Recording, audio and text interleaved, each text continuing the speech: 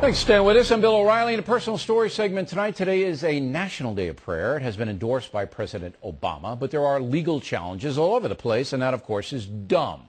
The Constitution clearly states the government cannot impose religion on citizens, but setting aside a day to encourage expression of voluntary spirituality is in no way an imposition. Now, a few weeks ago, Sarah Palin said this. We are hearing any leader declare that America isn't a Christian nation and poking an ally like Israel in the eye. It's mind-boggling to see some of our nation's actions recently. All right, the governor joins us now. So why do you think America is a Christian nation?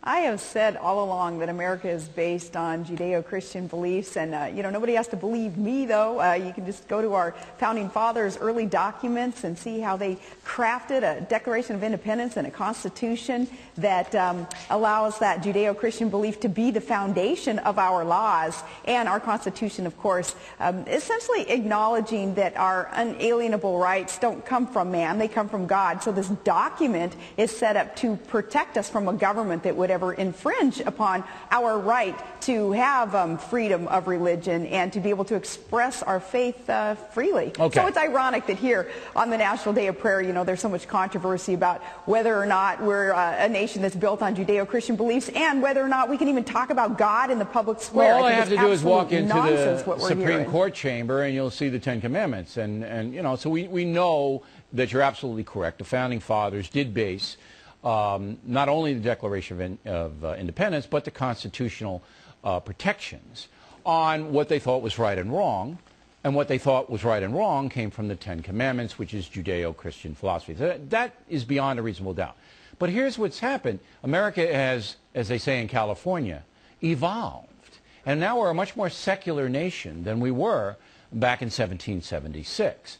So the opponents of spirituality in the public marketplace say, hey, this is a violation. We can't be pushing any kind of spirituality. And you answer? Well, that new kind of worldview that I think is kind of those steps towards this fundamental transformation of America that some want to see today. I think, again, that it is an attempt to revisit and rewrite history. I think we should just kind of keep this clean, keep it simple, go back to what our founders and our founding documents meant. They're quite clear that we would create law based on the God of the Bible and the Ten Commandments. It's pretty simple. What do you say, though? Well, what do you say to the people in Chinatown, in San Francisco, and here in New York and other big cities, the Asian Americans who come from a different religious culture? Do they not participate in the Judeo-Christian tradition? I mean, they don't believe it. They believe something else. We get to say to them, yay, welcome to America, where we are tolerant and you have a freedom to express whatever faith. You can participate peacefully in whatever religion that you choose. That's what America is all about. And we would ask, so that there be respect by our courts. Look at Judge Crabb and this ridiculous ruling or her opinion that's come down saying that National Day of Prayer is unconstitutional. We would ask that there would be respect for what the Judeo-Christian beliefs are, too. What do you think drives? It's mutual tolerance. What do you think drives Judge Crabb, who I agree with you is desperately wrong? Again, there is no imposition of religion on a voluntary National Day of Prayer. It's just encouraging people to be spiritual. You can pray to a tree. You can be a deist. I mean, Founding Fathers, some of them were. Yeah. So there's no imposition. So what drives a Judge Crabb to say, hey, this should be illegal? What do you think drives that?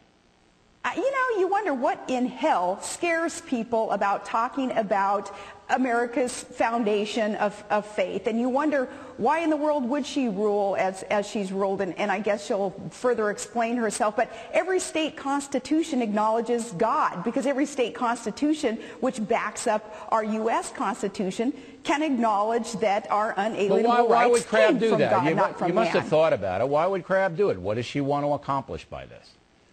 It is that worldview that I think involves some people being afraid of being able to discuss our foundation, being able to discuss God in the public square. That's the only thing I can attribute it to, is some fear of some people. But look at our national motto, "In God We Trust." How inconsistent then to be told that we on a National Day of Prayer, which as you point out isn't any kind of mandate or any kind of force for anybody to believe any certain thing, but how inconsistent to say that though in the public square we cannot talk about or talk to that God that is in our national motto. Yeah, we can only trust in the God inside our own homes, but once we get out, can't trust him. All right, Governor, always good to see you. Bill, okay, hey, we also need to remember, though, Margaret Thatcher and other foreign leaders and foreign observers thinking America is such a great and exceptional nation because we do base our laws, our values on the God of the Bible, the Old and the New Testament. Right. So if they can observe it, we should. Well, we appreciate you coming on. In a moment.